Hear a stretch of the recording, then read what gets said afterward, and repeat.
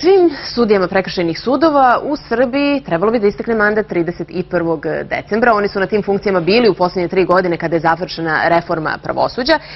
Sada, kako će se rešiti ta situacija? Šta će to značiti za građane koji vode neki spor i šta će se uopšte dešavati od 1. januara? To ćemo sada saznati od našeg gosta. Zoran Pašalić, predsjednik glavnog odbora Udruženja sudija prekršajnih sudova Republike Srbije. Tako je. Dobro jutro i dobrodošli u jutarnji program. Kažite mi, kako će biti prevaziđena ova situacija? Dakle, ako je trebalo da 1. januara 2013. godine svim sudijama istekne mandat, onda imamo problem. Postoje problem. Postoje opasnost da istekom ove godine sve sudije prekršajnih sudova, to znači 600 sudija prekršajnih sudova kao i 200 sudija drugih sudova, da tako uslovno nazovem, koji su birani na trogodišnji mandat, istekom tog trogodišnjeg mandata prestanu sa radom.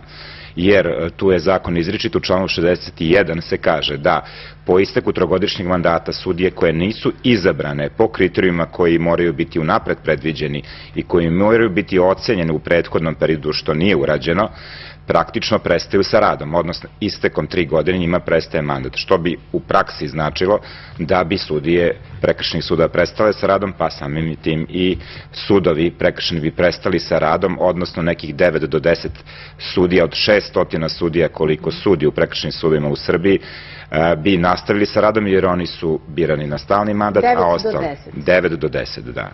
Dobro, lepo.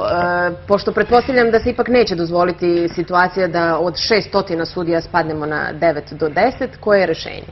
Rešenje su izmene zakona o sudijama. Obzirom da sudije prekršajnih suda apsolutno nisu odgovorne za tu situaciju, aktuelna vlast je rešila da, pitavši struku kako bi mogao da se reši taj problem, i struka je u ovih 3 meseca praktično radila na izmenama i dopunama zakona o sudijama, i ne samo zakona o sudijama, nego zakona o sudijama, zakona o uređenju sudova i zakonom o sedištima i područjima sudova i javnih tužilaštava, donela određenu normativu koja bi taj problem prevazišla. Tako da je taj problem otklonjen i praktično će sudovi nastaviti sa radom, s time što će ove sudije birane na trogodišnji mandat biti na zakonski način praktično izabrane za stalno, odnosno bit će u stalnom mandatu. Dobro. Što je i intencija, obzirom da je ono što je Ustav i svi evropski pozitivni propisi, a to je garantovanje stalnosti sudijske funkcije da bi sudije mogli nesmetano da obavljaju svoj posao. Da li to znači da neće se uopšte obavljati taj postupak koji je trebalo da se obavi u toku te 3 godine, da oni budu potvrđeni na neki način? Znači oni su sada će biti primljeni za stalno, je li tako? Odnosno bit će u stalnom mandatu. Taj postupak je morao biti okončan u prethodne 3 godine. Nemoguće ga je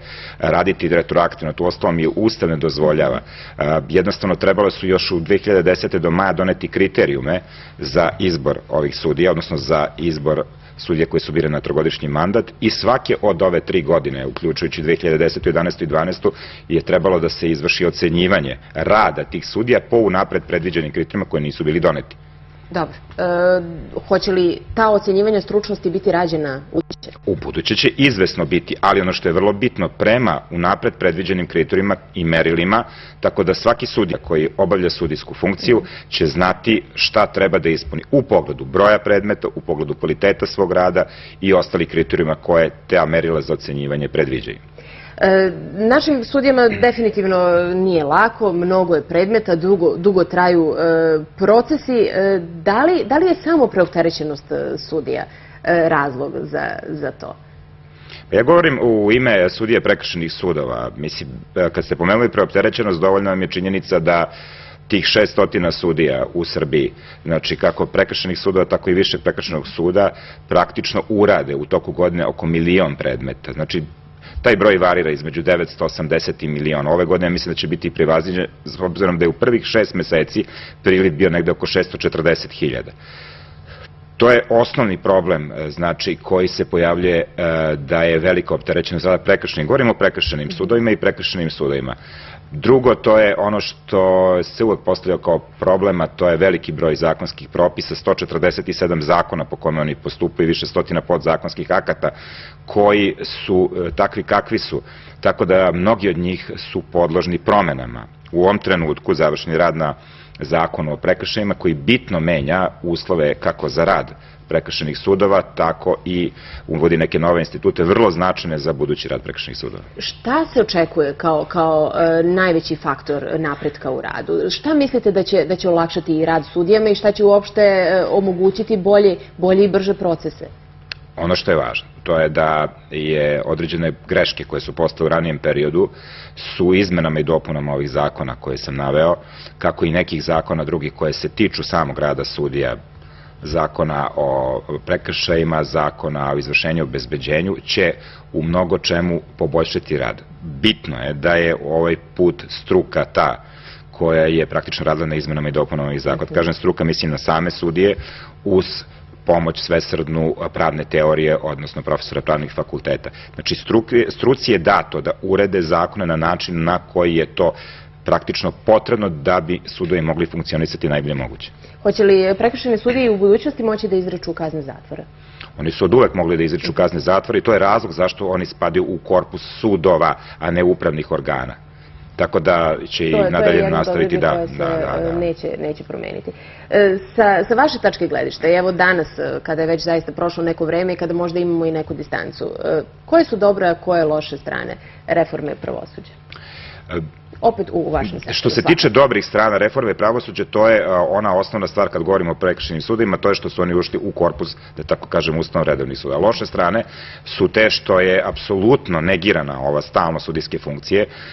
Znači, sudije prekršajnih sudova su birane na 3 godine, u smislu da su to sudije koje su prvi put birane. To je napravljena velika greška, obzirom da u prekršajnim sudovima rade sudije koje rade i 20 godina, čak i neki i duže. Znači, nisu u pitanju lica koja su prvi put stupila na dužnost ili koji su došli iz funkcije stručnih saradnika ili, da ne kažem, pripravnika, mada je to faktički nemoguće.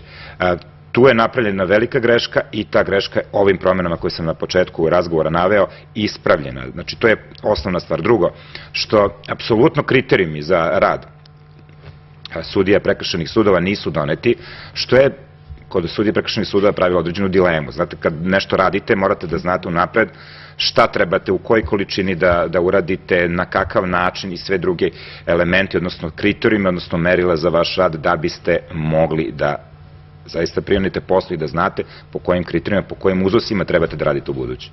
Hvala mnogo. Hvala vama. Gost jutarnjeg programa. Nadamo se da će sve biti ovako kako ste najavili, brže i bolje za sve. Slušamo vremensku prognozu pa se vraćamo.